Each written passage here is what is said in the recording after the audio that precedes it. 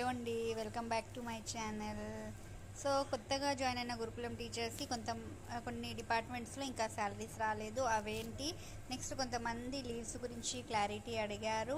ఇంకొకటి pregnant ladies are exempted from night stays అండి studies, అదొకటి. ఇంకొన్ని డీటెయిల్స్ అయితే వీడియోలో చూద్దాము. వీడియో కనుక నచ్చినట్టయితే లైక్ అండ్ షేర్ చేయడం మర్చిపోకండి. మీరు కనుక నా ఛానల్ ఇంకా సబ్స్క్రైబ్ చేయకపోతే ఛానల్ అయితే సబ్స్క్రైబ్ చేసేయండి.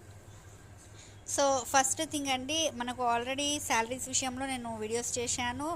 కొన్ని డేస్ అవుతుంది, 1 వీక్ అవుతుంది. సో ఈ 1 వీక్లో కూడా ఇంకా సోషల్ వెల్ఫేర్ అండ్ మైనారిటీ సొసైటీలో అయితే శాలరీస్ రావడం జరగలేదు. బీసీ వెల్ఫేర్ అండ్ ట్రైబల్ వెల్ఫేర్లో అయితే శాలరీస్ వచ్చి కూడా చాలా టైం అయిపోయింది. సో సోషల్లో యాక్చువల్గా న్యూ రిక్రూటీస్ అని కాదండి, సీనియర్స్కి కూడా శాలరీస్ అయితే పడలేదు. మైనారిటీ కూడా సేమ్ ఇష్యూ. సో మైనారిటీలో we can expect by 20th same in the social welfare. So by 20 వరకు మనమైతే శాలరీస్ని ఎక్స్పెక్ట్ చేయొచ్చు. సో సోషల్ వెల్ఫేర్లో అయితే ప్రతిసారి కొంత డిలే అయితే జరగడం కామన్ థింగ్ అండి. కొన్నిసార్లు అయితే ఈ డిలే జరుగుతుంది. సో నెక్స్ట్ అడిగిన క్వశ్చన్ అండి, బీసీలో కూడా కొంతమందికి శాలరీస్ రాలేదు అని కామెంట్ చేస్తున్నారు. సో దానికి రీజన్ ఏమై ఉండొచ్చు అంటే, మీరు జాయిన్ అయిన డేట్ అందరికంటే డిఫరెంట్. ఫస్ట్ తర్వాత అంటే 10th 15th తర్వాత మీరు జాయిన్ అయ్యి ఉండొచ్చు, లేదా పేబిల్ చేసే సమయానికి మీరు అందుబాటులో ఉండకపోవచ్చు. అందుకే మీ శాలరీ అయితే క్లెయిమ్ చేయడం జరగలేదు. సో ఒకే ఇన్స్టిట్యూషన్లో చాలామంది శాలరీస్ రాలేదు, అందరిది ఎవరిది రాలేదు అంటే మేబీ ఏదైనా టెక్నికల్ ఇష్యూ ఉండొచ్చు. హెడ్ ఆఫీస్లో అడ్మిన్ వాళ్ళని కాంటాక్ట్ అయితే తెలుస్తుంది. లేట్ జాయిన్ అయిన వాళ్ళ శాలరీస్ అయితే సప్లిమెంటరీ శాలరీస్ కింద అయితే రావడం జరుగుతుంది. ఇంకోటి ఏంటంటే, చాలామందికి జూలైలో జాయిన్ అయినవి జూలైలో శాలరీస్ రాలేదు. అంటే మనం ఎండింగ్లో జాయిన్ అయ్యాము, 3 days శాలరీ, కొంతమందికి 4 days, కొంతమందికి 10 days శాలరీస్ రాలేదు. సో దానికైతే ఆన్లైన్ ఎంట్రీ చేసి ఉంటారు, అది సప్లిమెంటరీ శాలరీ కింద పడుతుంది. ఇంకొకసారి అంటే ఎంట్రీ చేయించాల్సి ఉంటుంది. ఒకసారి మీ ఆఫీస్లో ఎవరైతే శాలరీస్ చేస్తారో వాళ్ళనైతే ఒక్కసారి క్లారిటీగా ఇన్ఫర్మేషన్ అయితే కనుక్కోండి. సో ఫైనల్గా చెప్పాలనుకుంటే ఏంటంటే, సోషల్ వెల్ఫేర్ అండ్ మైనారిటీలో 20 వరకు శాలరీస్ అయితే ఎక్స్పెక్ట్ చేయొచ్చండి. నెక్స్ట్ థింగ్, లీవ్స్ గురించి చాలామంది అడిగారు, మళ్ళీ అడుగుతున్నారు. సో ఓవరాల్గా అయితే 15 క్యాజువల్ లీవ్స్, 7 స్పెషల్ లీవ్స్ అయితే ఉండడం జరుగుతుందండి. అంటే 22 ఓవరాల్ లీవ్స్. సో ఫీమేల్కి అయితే 5 ఉమెన్ సిఎల్స్ అనేవి ఎక్స్ట్రా ఉండడం జరుగుతుంది. అంటే 27 లీవ్స్ అనేవి ఉండడం జరుగుతుంది. మెన్స్కి అయితే 22 లీవ్స్, ఉమెన్కి అయితే 27, ప్లస్ ఇద్దరికి ఓహెచ్లో అయితే 5 ఇవ్వడం జరుగుతుంది. సో నేను ఓహెచ్ అందులో మెన్షన్ ఎందుకు చేయలేదంటే, ఓహెచ్ అనేది డిపెండ్ అండి. ఓహెచ్ అనేది అందరికి ఇవ్వడం జరగదు, ఒకే రోజున ఆప్షనల్ హాలిడే అనేది ఇవ్వడం జరగదు. 50% of the staff. So OH అనేది కొన్నిసార్లు స్టాఫ్ అవైలబిలిటీ పెట్టుకొని మనం 5 యూస్ చేసుకోలేకపోవచ్చు. కొన్నిసార్లు మనం ఓహెచ్ని కూడా వదులుకోవాల్సి వస్తుంది. కాబట్టి ఓవరాల్గా ఫీమేల్కి అయితే 27, జెంట్స్కి అయితే 22, ప్లస్ ఇద్దరికి 5 ఓహెచ్ఎస్ అయితే ఉండడం జరుగుతుంది. ఇవి కాక సో ఇవన్నీ జనరల్గా మనకు ఇయర్లో ఉండే లీవ్స్ అండి. ఇయర్లో ఇన్ని లీవ్స్. ఇవి కాకుండా స్పెషల్గా మనకు హాఫ్ పే లీవ్స్ అనేవి, నెక్స్ట్ ఉమెన్కి అయితే మెటర్నిటీ లీవ్ కానివ్వండి, చైల్డ్ కేర్ లీవ్స్ కానివ్వండి, ఇవన్నీ ప్రొవైడ్ చేయడం జరుగుతుంది. కానీ ఇప్పుడు న్యూ రిక్రూటీస్కి అయితే ఇవన్నిటికీ ఎలిజిబుల్ కాదండి. అంటే ఎందుకు అంటే, ఇంకా దాని గురించి ఏం సర్క్యులర్ రాలేదు. మనం ఆల్మోస్ట్ జాయిన్ అయ్యి నియర్లీ కొంతమంది 2 months అవుతుంది, ఇంకొంతమంది 1 month అలా అవుతుంది. సో దాని మీద ఒక క్లారిటీ అయితే వచ్చాక మనం ఆ లీవ్స్ అన్నిటికైతే ఎలిజిబుల్ అవుతాము. నెక్స్ట్ అండి, మెటర్నిటీ లీవ్ అనేది సోషల్ వెల్ఫేర్లో వాళ్ళకైతే ఇవ్వడం జరుగుతుంది. ఎవరైతే అంటే 6 months బేబీ వరకు ఆల్రెడీ న్యూ రిక్రూట్ అయిన టీచర్స్ ఎవరైతే ఎలిజిబుల్ ఉన్నారో వాళ్ళైతే దాన్ని యూటిలైజ్ చేసుకోవడం జరుగుతుంది. వేరే సొసైటీస్లో ఇప్పటివరకు అయితే దాని మీద ఎలాంటి సర్క్యులర్ లేదు కాబట్టి, so they are not eligible to avail maternity leave. ఇప్పటి వరకు అయితే ఎలాంటి లేదు. మేబీ ఫ్యూచర్ టైంలో అయితే రావడం అయితే జరుగుతుంది. సో దాని ప్రకారము మెటర్నిటీ లీవ్ అనేది మనకు 6 months విత్ ఫుల్ శాలరీ అయితే ఇవ్వడం జరుగుతుంది. ఓకేనండి. అది మనము ప్రెగ్నెంట్ ఉన్న 8th month 7th month నుంచి కూడా పెట్టుకోవచ్చు, లేదంటే డెలివరీకి 10 days ముందు, లేదా డెలివరీ నుంచి, కాకపోతే 6 months ఓవరాల్గా. బేబీకి 6 months కాదండి, ఓవరాల్ మనకు 6 months పీరియడ్ విత్ శాలరీ అయితే ఇవ్వడం జరుగుతుంది.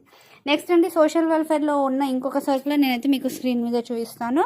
ప్రెగ్నెంట్ లేడీస్కి స్టడీ అవర్స్ అండ్ స్టేస్ నుంచి ఎగ్జామిషన్.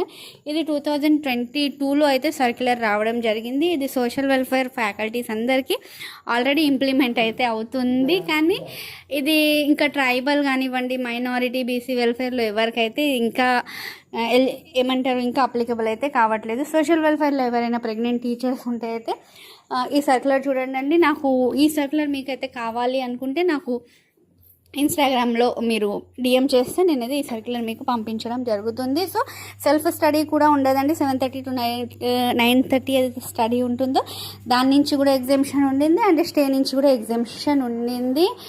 ట్రైబల్ అండ్ సోషల్ వెల్ఫేర్లో అయితే ఫీడింగ్ మదర్స్కి అప్ టు 1 year, మన బేబీకి 1 year వచ్చేంత వరకు ఫస్ట్ బర్త్డే వరకు అయితే స్టేస్ నుంచి ఎగ్జామ్షన్ ఉండింది. స్టడీ మాత్రం చేసుకొని వెళ్ళాల్సి ఉంటుంది 7:30 to 9:30. దానికి మనం ప్రొడ్యూస్ చేయాల్సింది ఏంటంటే మన baby date of birth certificate అయితే ప్రొడ్యూస్ చేస్తే 1 year వరకు మనకు ఎగ్జామ్షన్ అయితే ఇవ్వడం జరుగుతుంది. సో ఇదండి సోషల్ వెల్ఫేర్లో ఉన్న ఇంకొక బెనిఫిట్ ఏంటి అంటే pregnant teachers are exempted from night study and stays.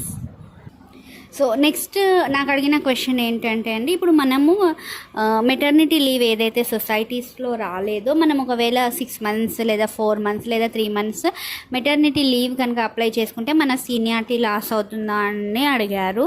ఇక్కడ నేను ఒకటైతే చెప్పగలుగుతానండి, న్యూ రిక్రూటీస్కి కంటిన్యూస్గా 3 months 4 months లాంగ్ లీవ్ అయితే ఇవ్వడం జరగట్లేదు. ఓకేనా అండి.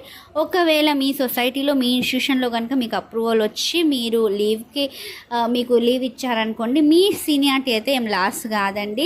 సీనియారిటీ అంటే మనకు ప్రమోషన్స్లో ఏదైతే సీనియారిటీ చూస్తారో అండి అది డెఫినెట్గా మన ర్యాంక్ని బేస్ అయ్యే. నేను చాలా వీడియోస్లో చెప్పాను, చాలామంది మనం జాయిన్ అయిన డేట్ అనేది మనకు స్టేషన్ సీనియారిటీకే. ఎందుకంటే ఇప్పుడు మన గురుకులంలో డెప్యూటీ వార్డెన్ అనేది ఒక క్యాడర్ ఉండింది. సో డెప్యూటీ వార్డెన్ ఇవ్వాలంటే ఫస్ట్ స్టేషన్ సీనియారిటీ చూస్తాం. అంటే ఆ ఇన్స్టిట్యూషన్లో ఫస్ట్ జాయిన్ అయిన వాళ్ళకి 3 months లేదా 1 year డెప్యూటీ వార్డెన్, దాని తర్వాత జాయిన్ అయిన వాళ్ళకి దాని తర్వాత ఇది స్టేషన్ సీనియారిటీ మాత్రమేనండి.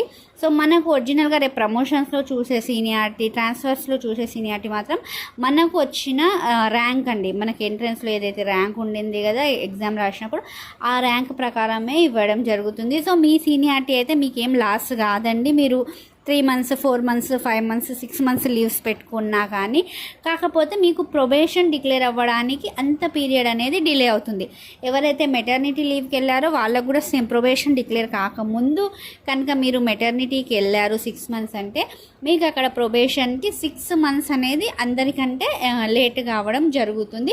ఎస్, డెఫినెట్లీ అనేది ఇంక్రిమెంట్ విషయంలో మాత్రం ఇది వర్తిస్తుంది అండి. మీకు ఇంక్రిమెంట్ కూడా మీరు 4 months లీవ్ పెట్టుకొని వెళ్తే డెఫినెట్గా మీకు అక్కడ ఇంక్రిమెంట్కి 4 months లేట్ అవుతుంది వేరే వాళ్ళతో ఎవరైతే ఉన్నారో. లాంగ్ లీవ్ వల్ల మనకు వచ్చిన లాస్ అంటే ఇది ఒక్కటేనండి. మన ఇంక్రిమెంట్ విషయంలో మాత్రము మనకు కొంచెం లేట్ కావడం జరుగుతుంది. సో ప్రాన్ నెంబర్ గురించి కూడా అడుగుతున్నారండి. ప్రాన్ నెంబర్కి మీ శాలరీకి ఎలాంటి ఏమంటారు లింకప్ అయితే లేదండి. PRAN number is all about ఏంటి అంటే మనకు సిపిఎస్ అమౌంట్ ఏదైతే కట్ అవుతుందో అది ఆ అకౌంట్కి జమ కావడం జరుగుతుంది. ఆ లంసమ్ అనేది మన రిటైర్మెంట్ టైంలో అప్పుడు మనకి కావడానికి మాత్రమే ఆ ప్రాన్ నెంబర్ అనేది. సో ప్రాన్ నెంబర్ చాలామందికి ఫస్ట్ టైంలో అంటే మనం ఫామ్ ఫిల్ చేయడంలో కానీ ఏమైనా చిన్న చిన్న మిస్టేక్స్ చేస్తే అయితే అది రిజెక్ట్ కావడం చాలామందికి జరిగింది. సో మళ్ళీ అప్లై చేసుకోవాల్సి ఉంటుంది.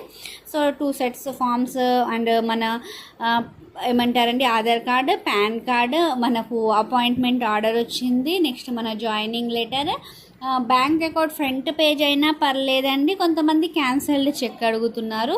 సో ఒకవేళ మీ దగ్గర క్యాన్సల్డ్ చెక్ అనేది లేకపోతే మీకు పాస్బుక్ ఫ్రంట్ పేజ్ దాని మీద మన ఫోటో ఉండి బ్యాంక్ది స్టాంప్ ఉన్నది మాత్రమే చెల్లుబాటు అవుతుంది. అండ్ మనం ఏదైతే ఆధార్ కార్డు, పాన్ కార్డ్ని కూడా సబ్మిట్ చేస్తామో దాని మీద సెల్ఫ్ అటెస్టేషన్ అయితే ఉండాల్సి ఉంటుందండి. ఓకేనా అండి. ఇదండి మనకు ప్రాన్కి వేరే వాటికి అయితే సంబంధం లేదు, శాలరీకి సంబంధం లేదు, మనకు ఎంప్లాయీ ఐడి కూడా సంబంధం లేదు. మన ఎంప్లాయీ వచ్చింది ఐడి వచ్చింది అంటే మనకైతే శాలరీ రావడం జరుగుతుంది.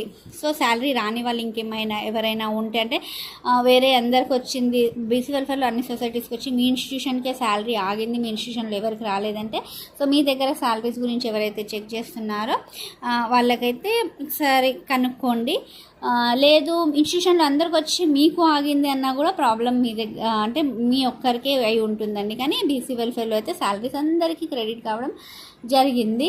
నెక్స్ట్ ట్రైబల్లో కూడా అందరికీ క్రెడిట్ కావడం అయితే జరిగింది. సో రిమైనింగ్ సొసైటీస్లో బై 28th వరకు అయితే శాలరీస్ రావడం జరుగుతుంది. సో మీకు కనుక ఇంకేమైనా డౌట్స్ ఉంటే నాకు తప్పకుండా తెలియజేయడానికి ట్రై చేయండి.